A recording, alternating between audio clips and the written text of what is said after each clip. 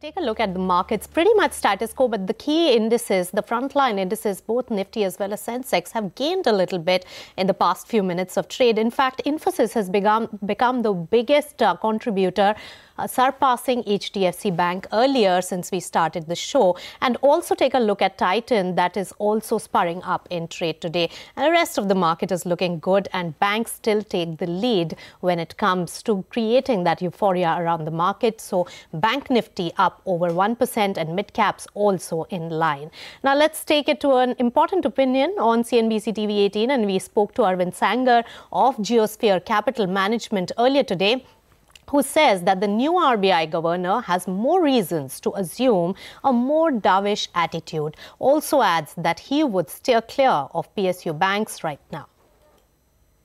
I think the fundamentals of the economy look better. The inflation is clearly coming down.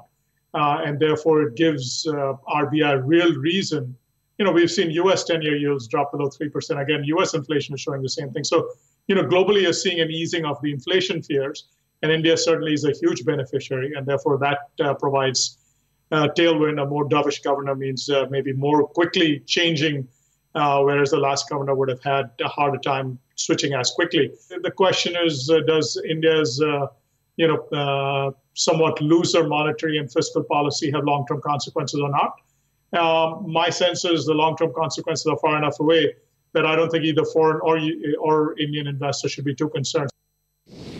I wouldn't touch public sector banks with a barge pole, even if they had a rally, because that's where, you know, all the loosening of standards will result in bigger problems down the road. So I'm not sure, you know, what the thesis there is. But even some of the NBFCs, the higher quality NBFCs that have gotten caught up in this downdraft would be beneficiaries. So those would be some of the areas where we look at in the financial space. Our own view is we're not quite as brave as to go after that one, not knowing who the new person will be in charge will be and how complete a house cleaning will be done. So, you know, our preference is more the ICICIs and the Axis where the known issues are already out there. All right, from matters of investor interest, let's move on to matters of public interest. And the suspense continues over who will be the chief ministers for Rajasthan, MP and Chhattisgarh. Top leaders are now in Delhi for consultations with Rahul Gandhi.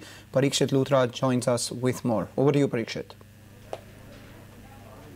Well, the Congress party is joking right now, saying that in March 2017, it took the BJP almost a week to decide on the UP chief minister, so that the Congress should get at least a few days. Having said that, the Congress party is telling us, and top sources telling CNBC TV 18, that we should have the results, we should have the names for all the three states by evening. So it could be any time after 3:30 when there would be an announcement from Rahul Gandhi's office. It would be communicated to the media department of the Congress party and the names would be put out. But what we are learning is that, and this is crucial, we are learning from our sources that a decision has been taken on who should be the Rajasthan chief minister. We're being told by our sources that all issues, all disputes have been resolved, and one of them, that is either Ashok Gehlot or Sachin Pilot, is going to be recommending the other person's name for the post of chief minister. As far as Madhya Pradesh, it's still quite clear that Kamal Nath is the front runner and his name is going to be announced later today. There are some reports about Jyotiraditya Scindia getting the post of deputy chief minister. We yet to get a confirmation on that.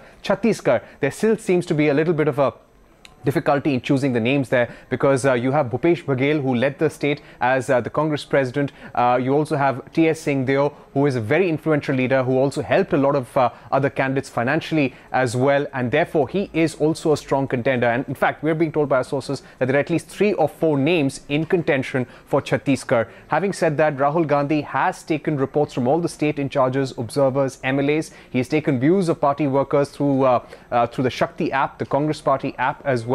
And we believe that by evening there could be a press release out with all 3 chief ministers, all the names for all the 3 states. Back to you. Right, Parikshit. Actually, the suspense really continues. As intriguing the results were, this is going to be even more exciting. And in fact, I would just look at Madhya Pradesh. Is the Rajasthan model going to be replicated there? And will Sachin Pilot be the chief minister or the deputy chief minister? That needs to be seen very, very closely. So very exciting times there. With that, it's curtains down in Business Lunch.